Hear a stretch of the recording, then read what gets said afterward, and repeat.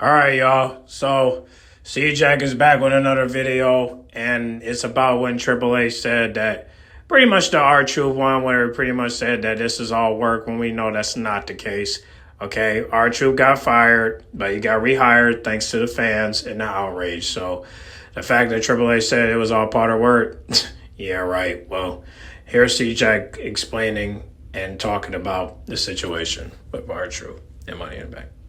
All right, y'all, so Money in the Bank obviously was yesterday, but I gotta cover some of the fallout from this PLE because there's some absolute just hive mind WWE bots that genuinely believe the words of Triple Fraud saying that the R-Truth return at Money in the Bank was completely planned and that this was a part of the show and it was a part of the storylines. No, it was not. R-Truth was actually released and let go last week. You know this was legit because all of the different wrestlers backstage and, everyone was on Twitter basically defending R-Truth and saying how vital he was to the locker room and how much they're going to miss him, okay? There's no way they have all these hundreds of superstars all believing in a lie, to sell a fake narrative for a storyline. They're not smart enough and they don't have the ability to get that done because they don't have the actual, the actual courage of conviction to make a storyline that deep and that legit. So obviously, reports came out shortly after Money in the Bank from the PW Insider, multiple other, valid wrestling news sources saying that the decision to bring back R-Truth actually took place within the last 72 hours, or in other words, within the last few days. This is obviously evident by the fact that R-Truth was going to be booking himself for independent bookings in the wrestling industry because he actually got released and let go from his contract. But of course, they brought him back, and now he's going to apparently be going by Ron Killings rather than R-Truth, at least for now.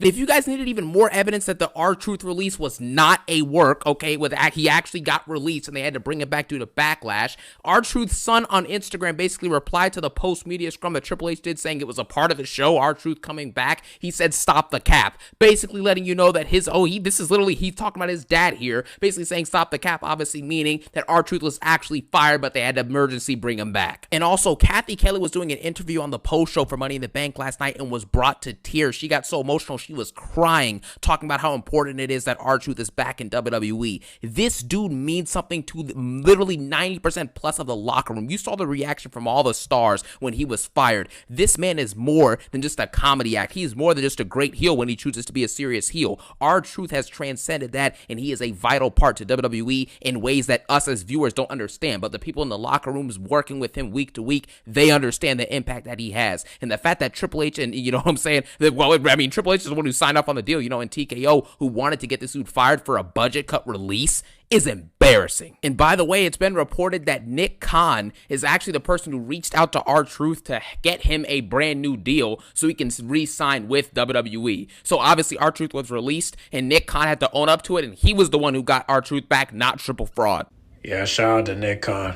I'm very, very glad, like I said yesterday in my Money in the Bank review, that last week I predicted in my video about R-Truth that he would be back eventually. Whether it was at the latest of SummerSlam, obviously, but he was obviously going to come back, and it was likely going to be a quote-unquote work, even though in reality they actually did let go of R-Truth. They let him go, they released him, but now they had to bring him back because of the fan backlash all week. Triple H did not want to face the music. He didn't want to face the fact that his ego and his lack of, good decision-making led to R-Truth getting released, and the fans therefore acted accordingly by chanting "We want truth" and "We want R-Truth" for every single show throughout this week, including Money in the Bank. It is as simple as that. I am getting very tired of the fact that whenever something stupid happens and Triple H makes an awful decision as a creator, as a creative, whatever the heck you want to call him, it's absolutely ridiculous that one moment will have fans excited and they forget about the garbage we've been getting. Triple H has booked this company into oblivion. I'm tired of hearing the blame on TKO and The Rock, TKO, the TK. Stop the nonsense. TKO and The Rock are not, The Rock specifically, obviously, right? The Rock is out there in Hollywood filming hundreds of millions of dollars budget movies. You think he takes time away from his busy day running all those businesses and doing all those movies to actually sit down and write the garbage booking we've gotten?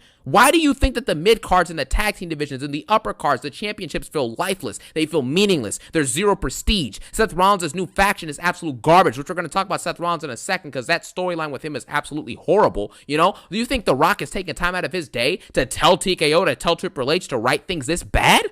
Of course not. This is all on the creative guy, Triple H, who is the creator, the content officer of WWE. It is as simple as that. You think they didn't actually let R-Truth go? Yes, they released R-Truth, and because of the backlash, they had to pivot and make changes. It's as simple as that. Cody Rhodes was in an interview last night, right? The post-show interview. He was one of the people who was interviewed, basically saying that the fans, basically chanting for "We want R-Truth," put the responsibility on Triple H and Nick Khan and all of us to do the right thing for the fans. Why do you think this is? Why else would you want to do what's right, quote unquote, for the fans? Because the fans were fed up with the garbage nonsense that you have been giving them for months. Triple H is a fraud, man. Anytime he makes a mistake, he does not want to face the consequences of his actions. So he just says, oh, well, it's all part of the storyline. Just like after Elimination Chamber, the Mania build, leading up to Rumble and after Rumble had been absolutely horrible. Hence the reason why The Rock had to show up at Elimination Chamber out of the blue to help sell them an extra 7,000 to 8,000 tickets. Because before that, they were struggling to barely get like 60 to 70% of the arena to even show up for the premiere show right before WrestleMania. It becomes unacceptable the fact that WWE, specifically Triple H, can make so many bad creative decisions and the fans will cover for him and say, oh, well, it was TKO. Oh, well, it was The Rock. Oh, well, it was a long-term booking, man. They had this planned all along. This was not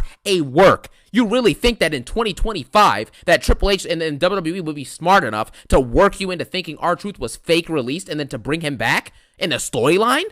Come on, man. Get real with yourself. This was all not planned. It was made up on the fly. Just like the Elimination Chamber situation was made up on the fly because Triple H was doing a bad job as a creative and TKO wanted to sell tickets and make money, so The Rock had to show up for a couple weeks. It's as simple as that. You think that this stuff is planned? Triple H sucks so bad that TKO has to come up with stuff on the fly. The Rock's having to save this man and bail him out back-to-back years just for Cena's heel turn to eventually be garbage. Because at the end of the day, The Rock, led to the initial story of Cody Rhodes potentially being the one to turn heel, but Triple H wanted Cena to turn heel. Then Cena turned heel, and you got a bad championship reign and an awful heel run for John Cena so far.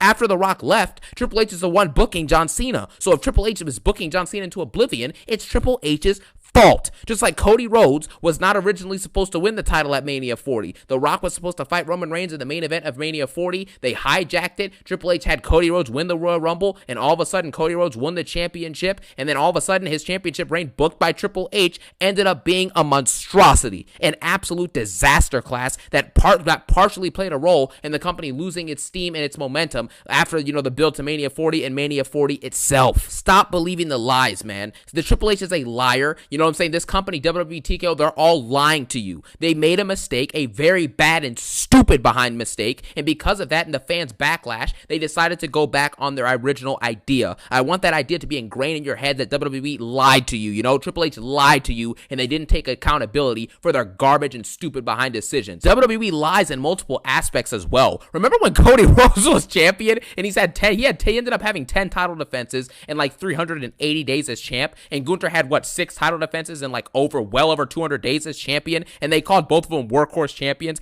captains of the industry, workhorses of the business. No, they weren't. They were barely wrestling. They weren't cutting any engaging promos or anything like that. They weren't telling any great stories. All they did was show up, get a cheap pop, and then after that, they would disappear. That's all they would do.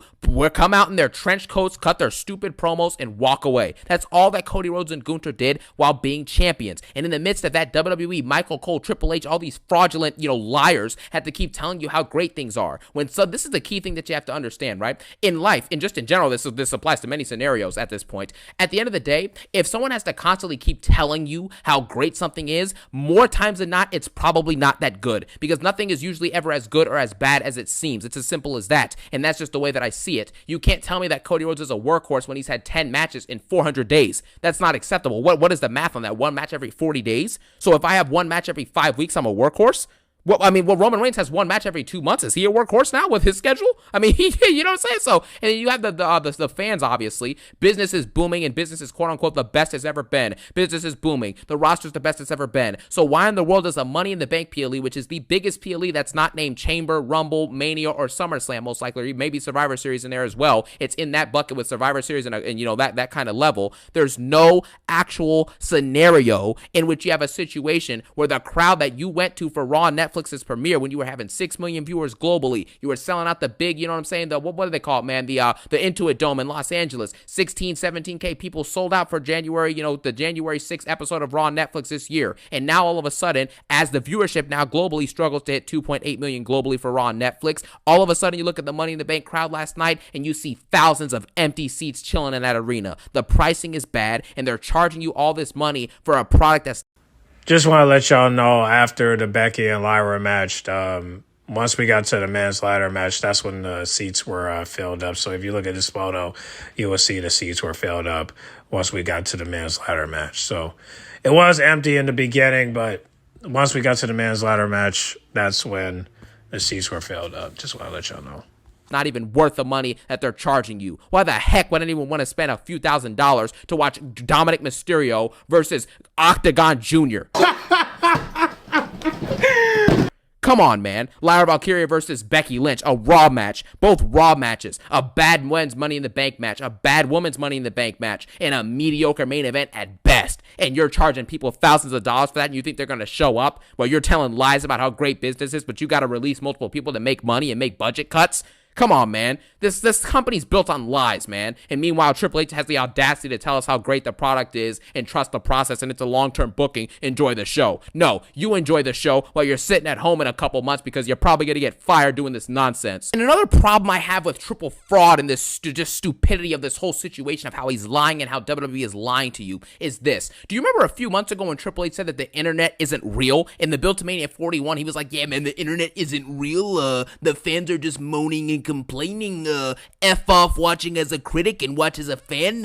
So number one, if we don't just watch it and say it's great, we're automatically a critic, so that's just stupid logic. But anyways, another thing as well is that Triple H basically saying that has been negated by the fact that you just saw online backlash and IRL fan backlash coincide together to create this decision for this company, TKO and WWE, and Triple H, the fraud that he is, to go back on their word and bring back R-Truth on a moment's notice. Do you see how much this company lies and how hypocritical they are? It is a problem because it then gets picked up by the top stars, the spokespeople of the company, like Dr. Libations, who's going out there and at every chance he gets is getting called the quarterback and the captain. What is he the captain of? If Cody Rhodes was not there full-time and he was a part-timer, and let's say Roman Reigns was still had a schedule like Cody had and Cody took Roman Reigns' schedule, Roman Reigns would unanimously elevate these shows to a completely different height than they are now. Do you understand what I'm saying? Cody Rhodes is not a quarterback. He's not a captain. He is not even a top 5 most talented person from top to bottom as a wrestler, as a performer than 5 other dudes in this company. Roman Reigns is more talented than him. John Cena in his old age, in wrestling years obviously, is still more talented than Cody Rhodes. Logan Paul is more talented than Cody Rhodes. LA Knight is more talented than him. Seth Rollins is more talented than him. You get what I'm saying? Drew McIntyre, it's the same thing. Stop selling these stupid narratives that you're the captain and business is booming and the roster's the best it's ever been when we know that Cody Rhodes is not legitimately an actual superstar. Nobody cares about this jobber long term. You're seeing it. No one cares if this dude ever wins anything ever again. He's a jobber. And we see it with other people like Rhea Ripley. Remember like a month ago it was, or a few weeks ago, where she goes on Twitter and says it's the fans' fault for why women can't get taken seriously as women wrestlers. No, it's not. It's the fault of you and the person booking you, Triple H, to give you 13 televised matches in the last 550 days. Come on, man.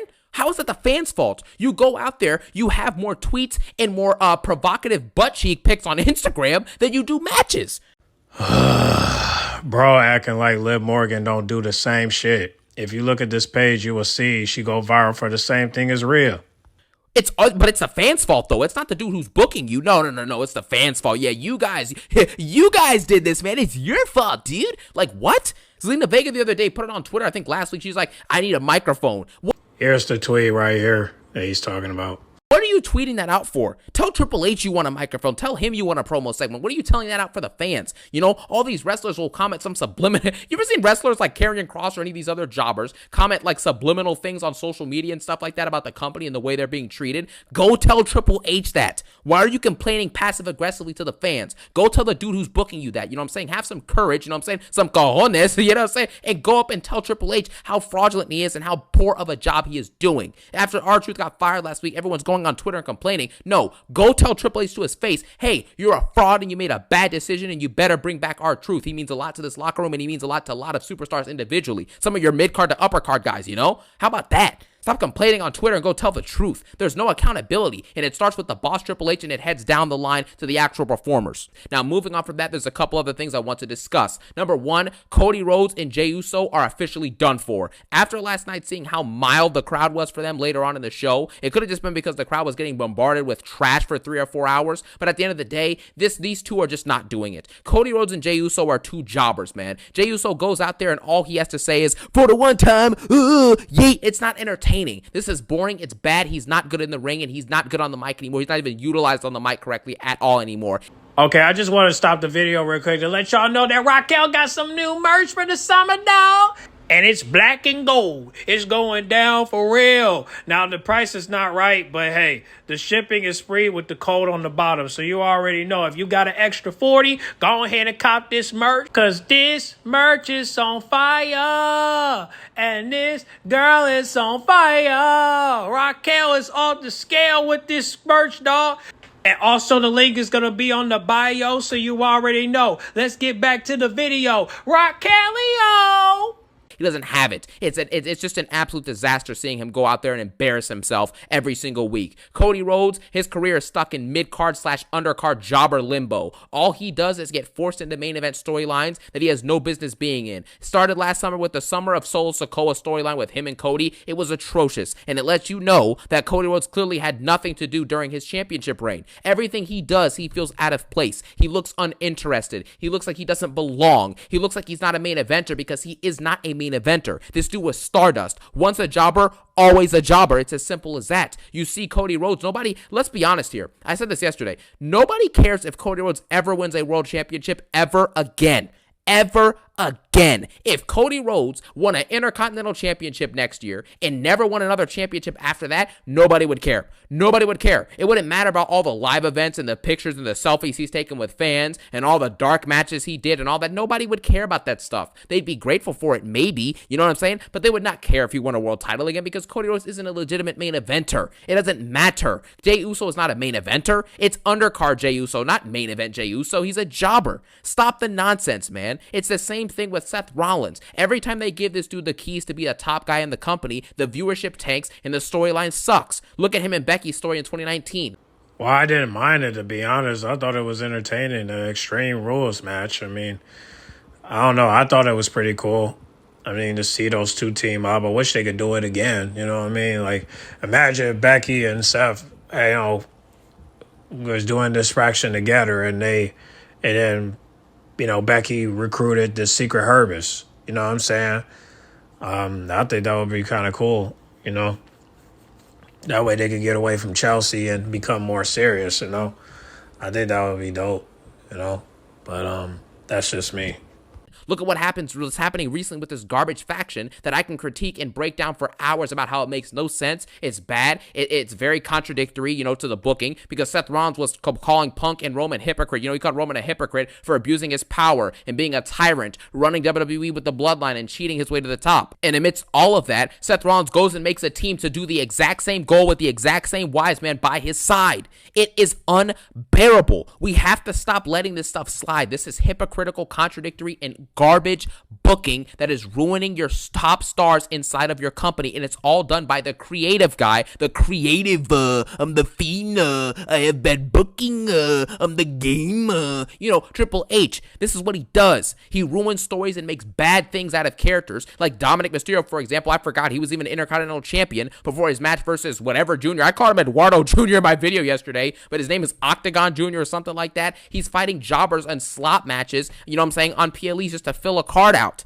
This is what Triple H is doing. This is what they are all doing. And WWE and Triple H are trying to convince you that this is some game, some elaborate plan, some elaborate long-term booking, some long-term amazing storytelling. Just sit back and enjoy the show. No one wants to sit back and enjoy a show where LA Knight has not won anything important his whole career, but we have to sit here and see Seth Rollins in his 40s winning a Money in the Bank for the second time.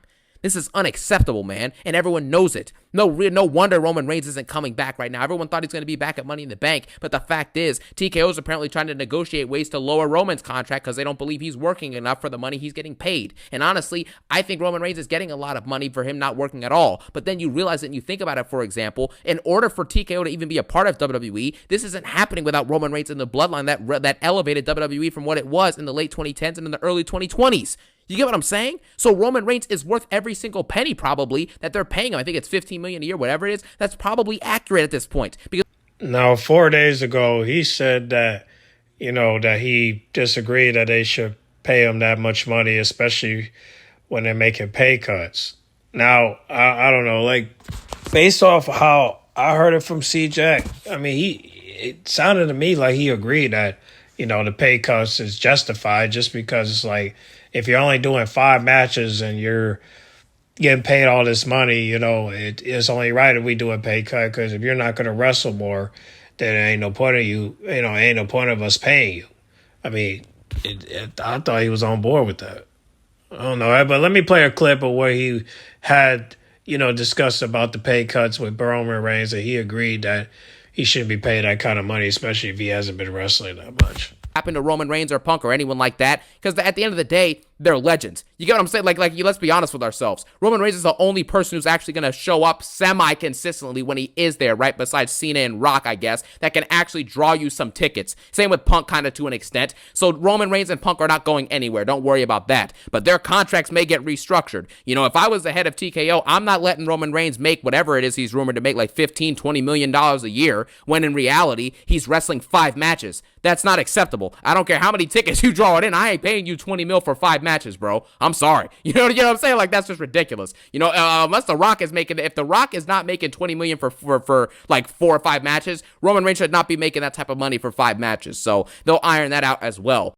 Yeah, so I guess he changed his mind then, because he knows that Roman Reigns could bring the company up to, to a level that needs to be. So, all right, well, whatever.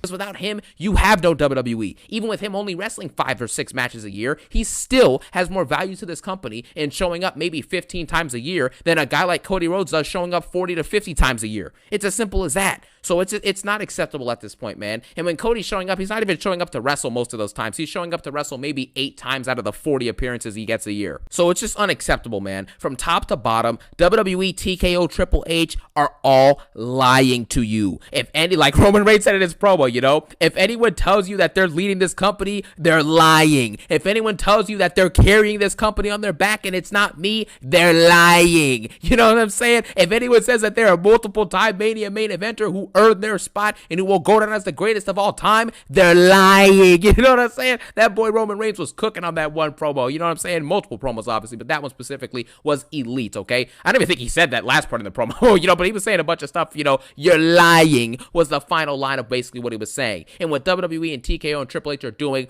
are lying to you. Hence why you had a situation where, for example, last night when you're watching that main event match, quote unquote main event, and you have John Cena fighting against Jey Uso and Cody Rhodes, it feels like you're watching some skit, some SNL skit. It looks stupid. You know what I'm saying? There's no business for this being an actual main event match on any card ever. But it is what it is. This is the current era of WWE. But with that being said, I wanted to address a couple of those things. You know what I'm saying? Seth Rollins, I just wanted to quickly, reiterate the fact that this Money in the Bank, him winning this briefcase, is absolutely ridiculous. I do expect him to cash in and fail because Roman or Punk will get involved, but that's just me. At the end of the day, we just got to hope for the best and prepare for the worst, because that's what WWE and Triple Fraud have been giving us for a year now. Thank you guys so much for watching. Have a phenomenal day. Peace out and one love. Okay, well, there you have it. What do you guys think about this video, man? Y'all comment down below. Let me know how y'all feel about this. You know what I mean? Do y'all agree with CJAX or do you not? And don't forget, the King and Queen of the Ring tournament begins. When this video comes out, it's gonna be Monday. So starting Monday, the King and Queen of the Ring tournament will be starting when Monday Night Raw starts.